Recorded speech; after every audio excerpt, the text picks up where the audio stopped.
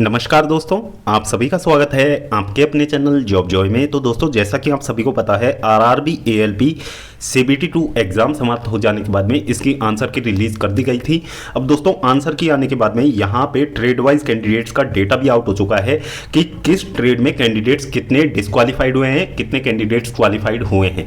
उसके आधार पर इस वीडियो में हम बात करेंगे कि किस ट्रेड का कट ऑफ आपका हाई देखने को मिलेगा और किस ट्रेड का कट ऑफ आपका लो देखने को मिलेगा। इसके बाद में हम इस वीडियो में ओवरऑल कट ऑफ के बारे में बात करेंगे कि ओवरऑल आपका कैटेगरी वाइज कट ऑफ कितना हो सकता है, और नॉर्मलाइजेशन के बारे में बात करेंगे, क्या एएलपी सीबीटी 2 के रिजल्ट में नॉर्मलाइजेशन होगा या फिर नहीं होगा। तो दोस्तों, पूरी जानकारी आपको इस वीडियो के माध्यम से मिलने वाली है, तो पूरी जानकारी के लिए वीडियो को अंत तक जरूर देखें। और अगर इससे पहले आप हमारे चैनल पर पहली बार विजिट कर रहे हो तो सभी सरकारी भर्तियों की लेटेस्ट और ऑथेंटिक अपडेट्स पाने के लिए चैनल को जरूर सब्सक्राइब करें, साथ ही बेल आइकन को भी प्रेस कर लें, जिससे कि आने वाली वीडियोस की नोटिफिकेशन आपको समय पर मिलती रहे। तो दोस्तों, ये जो डेटा हमारे पास आया है, ये रैंक गुरुजी का ऑफिशियल डेटा है। मैं इसका क्रेडिट रैंक गुरुजी को देता हूं।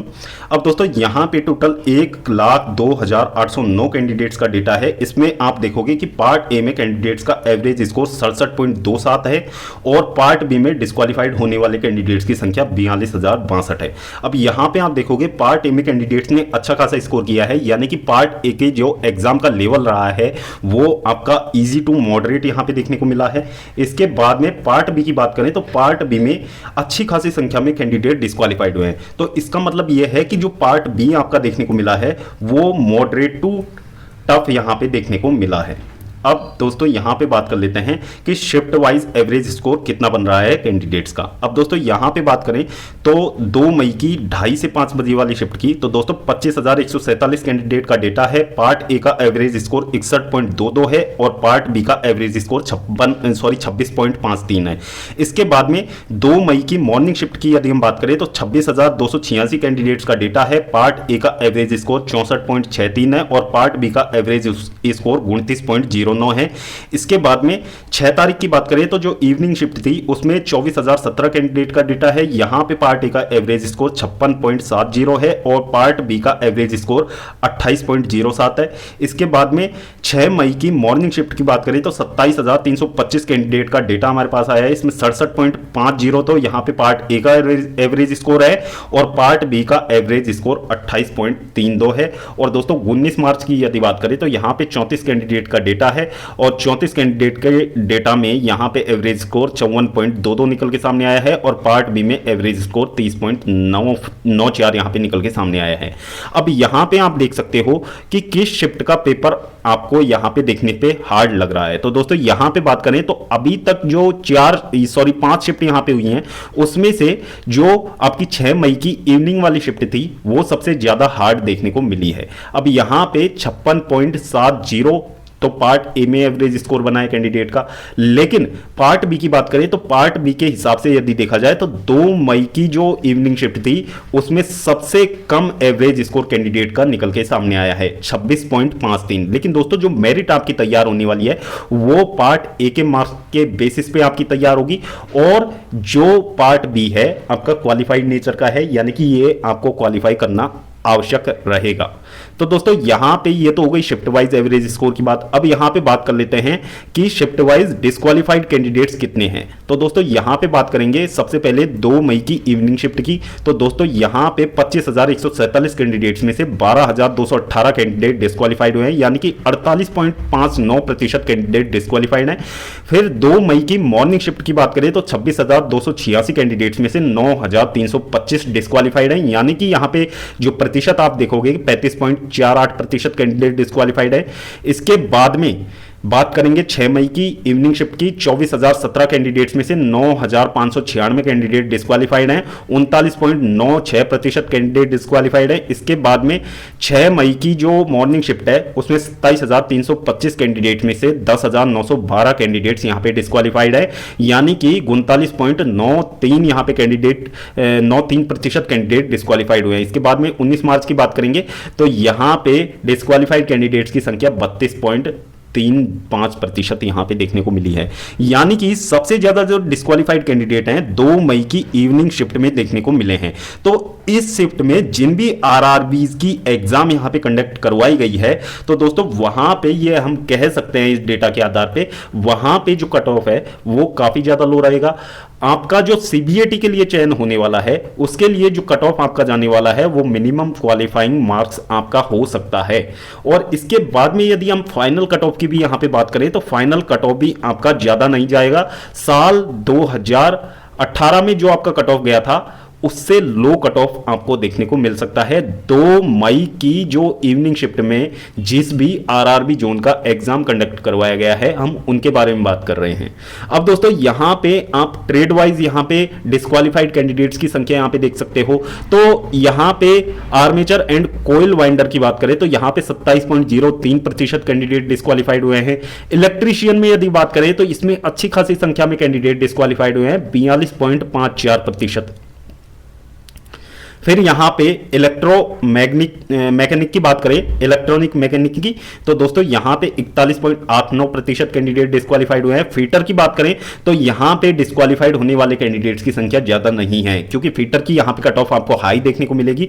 इसके बाद में हीट इंजन की बात करें तो 25.51% कैंडिडेट डिस्क्वालिफाइड हैं। इसके बाद में आप देख सकते हैं कि ट्रेड वाइज यहां पे डिस्क्वालिफाइड होने वाले कैंडिडेट्स की संख्या कितनी है। अब यहां पे इसके बाद में क्वालिफाइड कैंडिडेट्स का डेटा भी यहां पे है कि आरआरबी वाइज जो क्वालिफाइड कैंडिडेट्स हैं उनका रॉ स्कोर कितना बन रहा है। तो दोस्तों इसके आधार पर यदि हम देखें तो ओवरऑल कट ऑफ की यदि हम बात करें तो ओवरऑल कट ऑफ आपका ज्यादा नहीं जाने वाला है। इस बात को आप ध्यान में रखें। जिन भी कैंडिडेट्स का पार्ट बी क्वालिफाइड है और आप किसी भी जोन से बिलोंग करते हो तो सबसे पहले हम उनके लिए एक्सपेक्टेड कट ऑफ की बात कर लेते हैं। और उससे पहले एक महत्वपूर्ण सवाल, क्या नॉर्मलाइजेशन होगा? तो दोस्तों नॉर्मलाइजेशन होने के यहां पे बिल्कुल चांसेस नहीं है क्योंकि रेलवे ने ना तो अपनी नोटिफिकेशन में ये चीजें मेंशन की थी कि यहां पे नॉर्मलाइजेशन होगा, क्योंकि यहां पे रेलवे ने इस चीज के लिए कोई गुंजाइश नहीं छोड़ी है, क्योंकि यहां पे सीबीटी 2 जो एग्जाम यहां पे कंडक्ट करवाया गया है ये आरआरबी वाइज आपका कंडक्ट हुआ है। यानी कि एक आरआरबी का यहां पे एक ही दिन में एग्जाम कंडक्ट करवा लिया गया है, एक ही शिफ्ट में एग्जाम कंडक्ट करवा लिया गया है। तो उससे नॉर्मलाइजेशन की जो संभावनाएं हैं वो बिल्कुल यहां पे समाप्त हो जाती हैं। यहां पे ट्रेड वाइज भले ही पेपर में डिफरेंस देखने को मिला है लेकिन वो आरआरबी वाइज देखने को मिला है। एक आरआरबी में एक ही ट्रेड का पेपर दिया गया है, अलग अलग पेपर्स नहीं दिए गए हैं। और जो आपका जो कट ऑफ तैयार होता है वो आरआरबी वाइज ही तैयार होता है रेलवे में, आप सभी को पता है इस चीज का। तो दोस्तों यहां पे नॉर्मलाइजेशन नहीं होगा। तो जिन भी कैंडिडेट्स का पार्ट भी क्वालिफाइड नहीं है तो दोस्तों 2025 में जो एएलपी भर्ती अभी निकली है जिसके ऑनलाइन आवेदन चल रहे हैं तो दोस्तों उसकी तैयारी में आप लोग अभी से लग जाए। नॉर्मलाइजेशन के विश्वास में ना बैठे रहें, नॉर्मलाइजेशन आपका नहीं होगा। और यहां पे यदि स्टूडेंट्स मुद्दा बनाना चाहते हैं इस बात का तो दोस्तों बिल्कुल निरर्थक होगा। एक चीज यहां पे हो सकती है, यदि पार्ट बी में आपके सिलेबस से बाहर यहां पे क्वेश्चंस पूछे गए हैं तो उस पे ऑब्जेक्शन हो सकता है, उसको लेके कैंडिडेट्स कोर्ट में जा सकते हैं रेलवे के अगेंस्ट। यदि वहां पे जो क्वेश्चंस आपके सिलेबस से बाहर से पूछे गए हैं उनके ऊपर ये ऑब्जेक्शन हो सकता है, अदरवाइज सब कुछ मामला क्लियर है। पार्ट बी यदि आपका क्वालिफाइड होगा तभी आप फाइनल जो मेरिट है उसके लिए इवेलुएट किए जाओगे। अब यहां पे बात कर लेते हैं एक्सपेक्टेड कट ऑफ की। आपका एक्सपेक्टेड कट ऑफ कितना हो सकता है कैटेगरी वाइज। तो दोस्तों सबसे पहले हम बात कर लेते हैं यूआर कैटेगरी की। यूआर कैटेगरी से यदि आप लोग बिलोंग करते हो और यदि आपका पार्ट बी क्वालिफाइड है और यदि पार्ट ए में यदि आपका रॉ स्कोर 55 बन रहा है तो आप ये मान के चलिए कि आप का सीबीएटी के लिए 101% यहां पे सिलेक्शन होगा, 101% आपको सीबीएटी के लिए बुलाया जाएगा। फिर यहां पे बात कर लेते हैं ओबीसी की। तो दोस्तों ओबीसी में यदि आपका रॉ स्कोर 52 बन रहा है तो आप ये मान के चलिए कि सीबीएटी के लिए आपको 101% कॉल आने वाला है। सीबीएटी की तैयारी में आप लोग अभी से लग सकते हैं। इसके बाद में ईडब्ल्यूएस की बात करें तो यहां पे यदि कैंडिडेट का रॉ स्कोर 48 बन रहा है तो सीबीएटी की तैयारी में आप लोगों को अभी से लग जाना चाहिए। अब यहां पे वेरिएशन की बात करें तो +-2 का वेरिएशन आप सभी कैटेगरीज में लेके चल सकते हैं। यदि इतना भी आपका स्कोर है तो आपको निश्चित रूप से सीबीएटी की तैयारी करनी ही चाहिए। फिर इसके बाद में बात कर लेते हैं एससी कैटेगरी कैटेगरी की। तो दोस्तों एससी कैटेगरी में यदि कैंडिडेट का रॉ स्कोर 45 या फिर इसके आसपास बन रहा है, प्लस माइनस 2 का आप वेरिएशन ले सकते हो, तो दोस्तों यहां पे आपको सीबीएटी की तैयारी में लग जाना चाहिए अभी से। फिर एसटी कैटेगरी की बात करें तो एसटी कैटेगरी में यदि कैंडिडेट का रॉ स्कोर 40 या इसके आसपास बन रहा है तो आपको सीबीएटी की तैयारी में लग जाना चाहिए। प्लस माइनस 2 का वेरिएशन आप यहां पे भी ले सकते हो। बाकी एसटी कैटेगरी में तो आप ये मान के चलिए कुछ कुछ जोन्स ऐसे भी देखने को मिलेंगे जहां पे मिनिमम क्वालिफाइंग मार्क्स पे आप लोगों को सीबीएटी के लिए बुला लिया जाएगा, और इसमें शर्त बस यही होगी कि आपका जो पार्ट बी है वो क्वालिफाइड होना चाहिए। तो ये चीजें यहां पे आपको देखने को मिलेंगी कट ऑफ में। और यदि फाइनल कट ऑफ की बात करें तो फाइनल कट ऑफ जो आपकी प्रीवियस भर्ती थी एएलपी की, उससे भी कम इस बार देखने को मिलेगा, क्योंकि दोस्तों सबसे बड़ा कारण उसका है कि पार्ट बी में ज्यादातर कैंडिडेट्स का डिस्क्वालिफाइड होना, और पार्ट बी में डिस्क्वालिफाइड होने वाले कैंडिडेट्स की संख्या के बाद में जो दूसरा बड़ा जो फैक्टर रहेगा यहां पे, तो वो ये रहेगा कि यहां पे नॉर्मलाइजेशन नहीं होगा। यहां पे आपके रॉ स्कोर के बेसिस पे आपका सिलेक्शन होने वाला है। तो ये बात आप मान के चलिए, यदि इतना स्कोर आपका बन रहा है तो आपको सीबीएटी के लिए बुला लिया जाएगा। और यदि यहां से फाइनल मेरिट की बात करें तो सभी कैटेगरीज में आप 10 नंबर ऐड करके चल सकते हैं, मिनिमम 10 नंबर आप ऐड कर लीजिए। यदि इतना स्कोर आपका है तो आप ये मान के चलिए आपका फाइनल सिलेक्शन निश्चित रूप से हो जाएगा। और यहां पे जो आपका सीबीएटी यानी कि आपका जो साइको टेस्ट होने वाला है उसका भी 30% वेटेज यहां पे ऐड किया जाएगा आपकी फाइनल मेरिट में। तो जो कैंडिडेट्स यहां पे जिनका ये लगा लीजिए यूआर कैटेगरी से बिलोंग करते हैं और हमारे अकॉर्डिंग उनकी एक्सपेक्टेड कट ऑफ 55 नंबर है, यदि कैंडिडेट के 57 नंबर भी हैं तो वे कैंडिडेट बिल्कुल निराश ना हो यहां से, क्योंकि सीबीएटी के 30% नंबर अभी जुड़ना बाकी हैं। यहां पे भी बाजी आपके हाथ में है। तो साइको टेस्ट की आप लोगों को अच्छे से तैयारी करनी है, जिससे कि आप लोग फाइनल मेरिट में स्थान बना पाओ। तो ये चीजें यहां पे आरआरबी एएलपी सीबीटी 2 में होना अभी संभावित है। तो दोस्तों ये था आरआरबी एएलपी सीबीटी 2 का expected cut off. Trade wise भी हमने आपको बता दिया कि इतने कैंडिडेट डिस्क्वालिफाइड हैं, इतने क्वालिफाइड हैं, तो उस हिसाब से आपका ये कट ऑफ रह सकता है।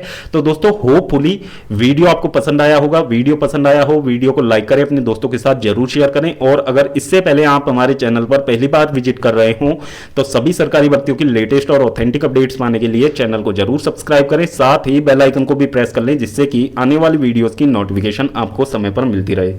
तो दोस्तों इस वीडियो में फिलहाल इतना ही। जल्द मिलते हैं एक और नई सरकारी भर्ती की लेटेस्ट और ऑथेंटिक अपडेट के साथ। तब तक के लिए स्वस्थ रहें, तंदुरुस्त रहें और अपनी फ्यूचर एग्जाम्स की प्रिपरेशंस को जारी रखें।